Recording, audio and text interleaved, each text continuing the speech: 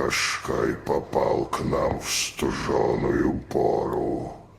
Неисправность проявляется в неработающем звуковом сигнале.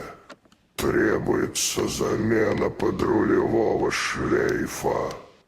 Разобрать придется немало, однако и немного.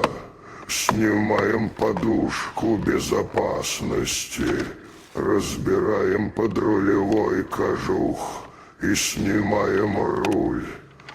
Далее варварски отключаем все разъемы и собираем обратно.